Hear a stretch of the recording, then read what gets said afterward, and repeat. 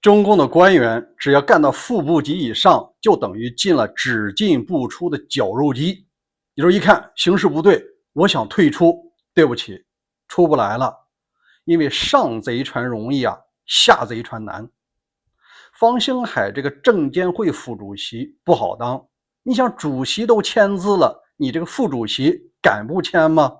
主席都主动投案了，你这个副主席能幸免吗？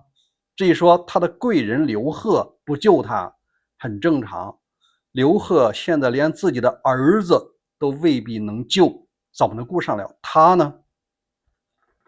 大家好，我是大卫，美西时间7月24号。今天中共的官宣了，这个原证监会副主席已经退休整整2年的方兴海被查了，涉嫌是严重违法违纪。其实很多人都觉得啊，现在官宣啊，这是很正常的，他实际上早就在被盯着的行列了。实际上他的一生啊，总共经历了4个阶段，本来好好的，如果人生再让他选一次的话，他可能打死都不再来中国了。为了咱们详细了解一下他是如何一步步走到今天的，现在是他人生中的第4个阶段，余生啊有可能就在监狱里度过了。这个人啊，他不属于上海帮，也不属于清华系，但是啊，他属于一个独特的组织，叫做技术金融官僚。那我们看看谁在搞他，他为什么没人救？他呢是1986年到1993年之间啊，一直是在美国开启了他人生辉煌的第一阶段。他是一个金融天才。首先，他是凭自己的本事考入了清华大学，学的是经济，而且在学习之间呢，加入了组织，成为了一名党员。你看，算是这个从底子上就是根正苗红的。然后呢，根据公派啊，他是到美国留学，直接在斯坦福读了8年，完成了金融学的硕士和博士的学位。你看，一般人读不下来吧？人家一口气干到博士，后来担任世界银行的这个宏观分析。这段时间呢，他虽然没有什么大富大贵，应该还属于人中龙凤啊，顺风顺水，世行不是谁都能进的。但是有一条，世界银行作为200多个股东的组织啊，美国是最大的股东，持有16%，它有1票否决权。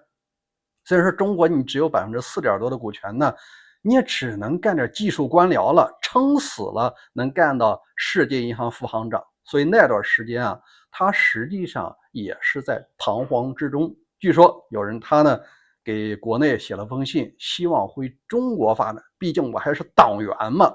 行，接下来呢，他迎来了人生重要的一个转折，他回归了中国。谁让他回来的呢？是当时朱镕基总理的爱将，叫刘明康。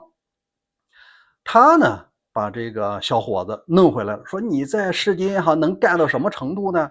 回国发展吧，现在正在改开，如火如荼，而且马上要入市了，再有2年入市了。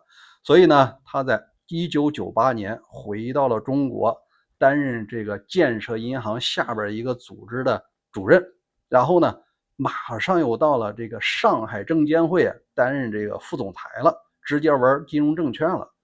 2000年入市以后啊，中国的经济腾飞，他也迎来人生的快车道。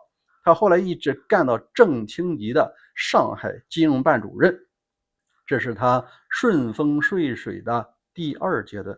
第3阶段也是他的人生的高峰，干到了副部级了。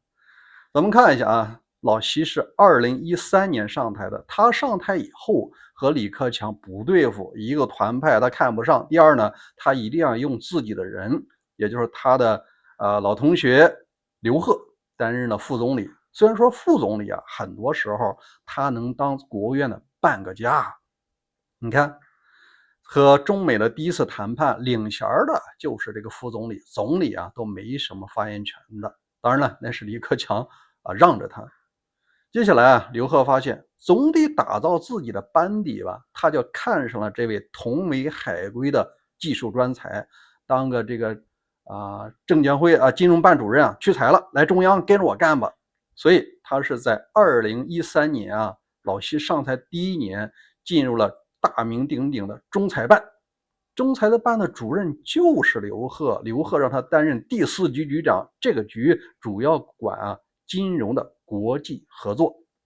你看这官不小吧？2015年股灾的时候，那时候太子党不是做空股市吗？老习很恼火，一定把证监会弄过来，派谁去啊？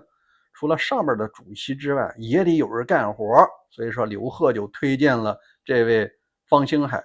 这时候他完成了人生的第1次跨越，他已经是中管的副部级干部了，就是已经进入了高层权力的绞肉机了。那我们看看他进入了这个证监会到底是实权部门呢，还是只是一个陪衬呢？他分管3大非常核心的部门，虽然说不管那个发审他管非常重要的什么中概股赴海外上市的国际部，包括国际的金融机构在中国设立分支机构，你这副主席只管签字管用的。第二个，他管非常重要的会计部，就是你企业做不做假账，会计事务所包括这4大，你做不做假账，有没有事儿，能不能过，这个部门是决定性的。另外他管期货部，这是高收益高风险的。这3个实权部门他一共管了8年给他搭班子的一共是4任的主席，其中呢除了第一个肖钢之外，后边呢都不太好。首先说嘛，你说给他搭班子的那个叫刘士余，他已经主动投案了。你说为什么他投案呢？是因为他的儿子女儿包括亲戚搞了不少钱。你说连主席都搞钱，你这副主席让你签字，你敢不敢不签？你敢不签你下边就没法干了。所以说无论如何他签完了以后，别人一定要给他钱。这就像什么呢？这黑社会呢往往说干了一些这个缺德的事儿，梆梆梆打人了，你算杀人了，你是死罪，那别人都得往那尸体上再来那么家伙。为什么？这就是说这人是大家一起干掉的，要坐牢一起坐牢。官场不也一回事吗？我捞钱，你签字，你不捞，你有一天要告发我吗？你必须得接在这个时候他等于被裹挟进去了。至于说自己有没有呢？这个也很难说了。好，接下来呢就是议会满。议会满以后，现在是吴清。吴清实际上也是上海上来的李强提拔的。现在他正是要挖以前那些主席留下来的烂摊子，能不把这个上任给挖出来吗？所以他带出来是正常的事儿。那我们再来看一下，现在呢他人生进入了一个特殊阶段，被查了失去自由，接下来呢就是牢狱之灾。我估计判的不会太重，原因是什么呀？比他贪的人多了，他顶头上司投案了，他能贪多少呢？第二，为啥老习和这个副总理刘鹤不救他很正常。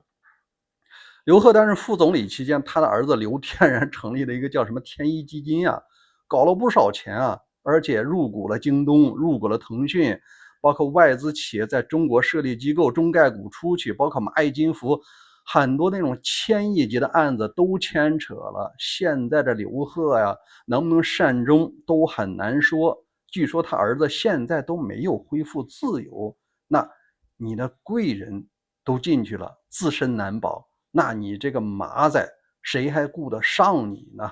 所以说方兴海经过了人生的顺风顺水的美国和上海阶段，在中央就进入了绞肉机。他的人生高光时刻也已经进入了倒计时，现在他只能考虑牢狱之灾了。